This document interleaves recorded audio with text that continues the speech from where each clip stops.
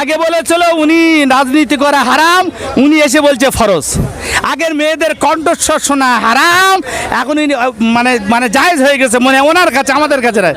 আব্দুল মাতিন সাহেবের কাছে একটা যে বসে আছে দেখেছি, যুবতী মেয়েরা নাচতেছে, ওনার আনন্দ হচ্ছে, মনে হয় যুবতী মেয়েদের নাচটা দেখার জন্য প্রার্থী হয়েছে। এটা যাত্রা, রাজনীতির নামে যাত্রা বালা চলছে। টুপি মাথায় দিলি মুসলমান, টুপি খুলে দিলি হিন্দু, সেই জন্য টুপি ওরা বহু টুপি পরানো যায়।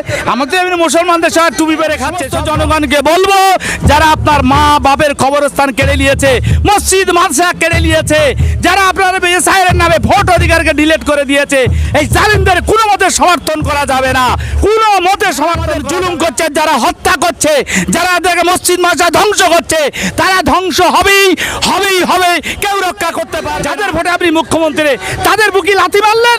এক সময় আপনার দুধের গাই ছিল, আর দুধের গায়ে দুধ দেওয়া কি শেষ হয়ে গেছে? হ্যাঁ, আপনি কালপিট, আমরা কালপিট। আপনি ইমামদের হুমকি দিচ্ছেন, আপনারা নাকি উত্তেজিত ভাষণ মসজিদে দেবেন না, উস্কানিমূলক ভাষণ দেবেন না। তাহলে সারা বিশ্বকে আপনি কি ছড়ালেন, কি বার্তা দিলেন? ইমামরা উস্কানিমূলক ভাষণ দেয়, জনগণকে উত্তেজিত করে তোলে, এই দাগি করতে চাইছেন। আচরণ কমিশন ফাইনাল যদি কিছু বলতো, মানুষের ডেকে যদি বলতো তোমার এই কারণে ভুল হয়েছে, সংশোধন করে নিত। এই জন্যই বলে না যে বলে দিলে সংশোধন করে নেবে, গলা জলে অন্ধকারে রাখলে এরা যেন ছুটে ছুটে এবং দিশাহারা হয়ে যায়, এরা অধৈর্য হয়ে যায়। এরা অধৈর্য হয়ে গেলে এদের আন্দোলন থাকবে না, ভারত বাঁচাতে পারবে না, সংবিধান বাঁচাতে পারবে না। তাই বিজেপির চক্রান্তে নির্বাচন কমিশন ট্রাইব্যুনাল অধরা, এবং তার কি কারণে বিলেটের ছেড়া অধরা এবং ধ্বংসর পরিকল্পনা করছে। দেখা যাচ্ছে যে প্রচুর পরিমাণে মানুষের নাম ডিলেট হয়েছে। আপনি কি আশা করেন যে তাদের আগামী দিনে এই বিধানসভা ভোটে ভোট দিতে পারবে? মনে হয় না। এই জন্য যে ডিলেট থেকে সংসদ নির্বাচন কমিশন এত যাচাই বাড়াই করে যদি 91 লক্ষ লোককে যদি ডিলেট করে দেয়, তা ডিলেট করলে তার আগে তো জিজ্ঞাসা করবে তোমার এই জন্য ডিলেট হচ্ছে। একটা মানুষকে এখন ডাকিনি, কাগজের সামনে দাঁড় করায়নি, এই কাগজে থাকলে ডিলেট হবে, আর এই কাগজ থাকলে তোমার ভারতের নাগরিক হবে, সেটা এখন করছে না, অন্ধকারে রেখেছে। আমরা কেমনভাবে বিশ্বাস করতে পারি? শুভেন্দু অধিকারী প্রথম বলেছিল যে 1.5 কোটি মানুষের নাম বাদ যাবে, ঠিক সেই পথে হাঁটছে, কি বলবো? শুভেন্দু, অর্জুন সিং, বিজেপি যারাই বলেছিল পশ্চিমবঙ্গের থেকে মানে মানুষকে বাংলাদেশে সাজিয়ে এটার ভোট অধিকার কেড়ে নিতে হবে, দেশ থেকে বিতাড়িত করতে, সেই কথাকে কার্যকারী করার জন্যই নির্বাচন কমিশন এই পদক্ষেপ নিয়েছে। এখন দেখছি শুভেন্দু অধিকারী মুসলিমদের বাড়ি বাড়ি যাচ্ছে, কি বলবে? এটা নাটক করছে, এটা নাটক করছে। সাপ মানুষের ধ্বংস করে, সাপ কোনোদিন বন্ধু হতে পারে না, তো বিজেপি কোনোদিন মানুষের বন্ধু হতে পারে না, অসহায় মানুষের বিপদে পাশে দাঁড়াতে পারে না। ছলে বলে কলে কৌশলে ভোট লওয়ার জন্য মুসলমানদের বাড়িয়ে বন্ধু সেজে বাড়ি বাড়ি যাচ্ছে। এই রকম রাজনীতির ধোঁকাবাজদেরকে কেউ বন্ধু বানাবে না, আর যদি বানায় তাহলে তারা ধ্বংস বরবাদ হবে। একজন মুসলিম টুপির দাঁড়িয়ে আছে, সে দেখলাম কালকে শুভেন্দুকে আশীর্বাদ করলো যে তুমি লক্ষ লক্ষ ভোটে জিতবে, কি বলবে? এখন যাত্রাপালা অনেক হয়, কখনো গরিব মানুষকে মহারাজ সাজায় আর মহারাজকে ডাকাত সাজায়। এটা যাত্রা, রাজনীতির নামে যাত্রাপালা চলছে। টুপি মাথায় দিলি মুসলমান, টুপি খুলে দিলি হিন্দু, সেই জন্য টুপি ওরা বহু টুপি পরানো যায়।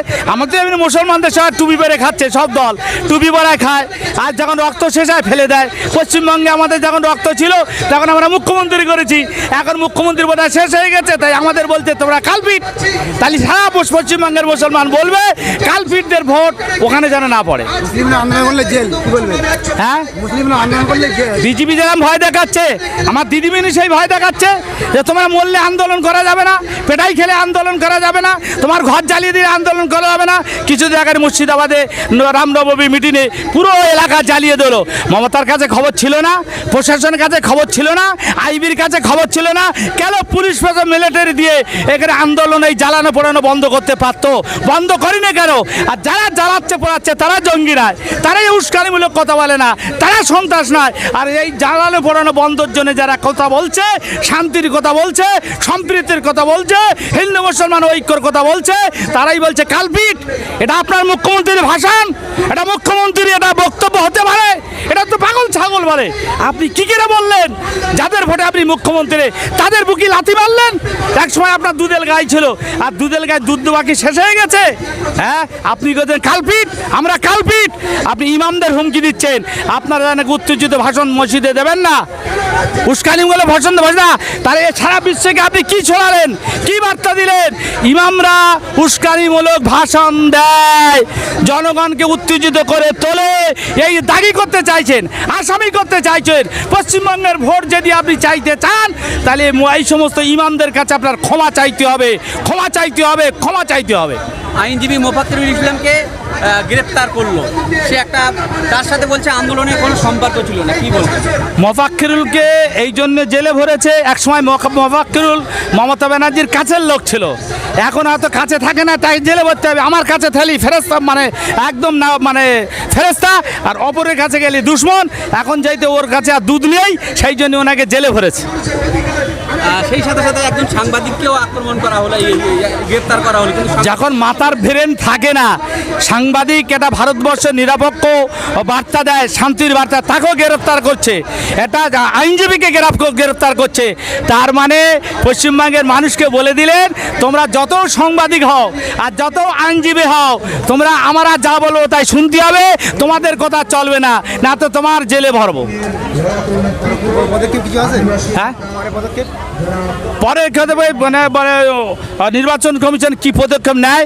আমরা তো ভারতবর্ষ স্বাধীন করেছি, আমার পূর্বপুরুষরা ভারতবর্ষ স্বাধীন করে রক্ত দিয়ে ফাঁসির দড়িতে ঝুলেছে, এখন ফাঁসি তৈরি হচ্ছে আমাদের জন্য, আবার ফাঁসি দিয়ে চলবো, আবার লড়াই হবে, আবার আন্দোলন হবে, আবার দেখা যাক বাতিল জেগে জালিম মানে যেতে না মজলুম যেতে। ভারতবর্ষের যে ইতিহাস, সারা বিশ্বের ইতিহাস, যারা মার খায় তারা যেতে, যারা মারে তারা হারে। তা রাজ্য এবং কেন্দ্র যারাই চক্রান্ত করছে আমাদের ছলে বলে, ভাতে মরা, চাকরি মারতে মারার, দেশের বেনাগরিক করার, যারা মারে তারা হারে, যারা আমাদের জুলুম করছে, যারা হত্যা করছে, যারা মসজিদ মাদ্রাসা ধ্বংস করছে, তারা ধ্বংস হবেই হবেই হবে, কেউ রক্ষা করতে পারবে না। সে কেউ থাকুক আর না থাকুক, মানুষের কাজ জালিমের বিরুদ্ধে প্রতিবাদ করা উত্তম জিহাদ, জালিমের সামনে অন্যায়ের প্রতিবাদ করা উত্তম জিহাদ। সেই উত্তম জিহাদের জন্য আমরা আজ আদিবাসী মতুয়া মুসলমান সবাই একত্রিত রক্ত দিয়েছি, আবার রক্ত লাগে রক্ত দেবো, আবার জালিমের বিরুদ্ধে লড়াই হবে। তাই আমি সমস্ত জনগণকে বলবো, যারা আপনার মা বাপের কবরস্থান কেড়ে নিয়েছে, মসজিদ মাদ্রাসা কেড়ে নিয়েছে, যারা আপনার এসআইয়ের নামে ভোট অধিকারকে ডিলিট করে দিয়েছে, এই জালিমদের কোনো মতে সমর্থন করা যাবে না, কোনো মতে সমর্থন করা যাবে না। যারা আমাদের পাশে আমরা তার পাশে, বিবাদে যারা আমরা পাশে আমরা তার পাশে। আর নাটক করে বিবাদের পাশে বলছে ডিলিট করতে দেবেন, আমি আছি, আপনি ডিলিট কর, মানে বিবাদে ধ্বংস করেছেন, আমাদের ধ্বংসের কারণ আপনারাই। একটা ভিডিও কাল থেকে ভাইরাল হচ্ছে, সেটা হচ্ছে মাতিন সাহেব মঞ্চে আছে, তিনি একজন মুফতি সাহেব, সে মঞ্চে দেখছি ব্যাপক পরিমাণে নাচ হচ্ছে, কি বলবো? এই লোভের নেশা, মারাত্মক নেশা। আগে বলেছিল উনি রাজনীতি করা হারাম, উনি এসে বলছে ফরজ। আগের মেয়েদের কণ্ঠস্বর শোনা হারাম, এখন মানে জায়েজ হয়ে গেছে, মানে ওনার কাছে, আমাদের কাছে নয়।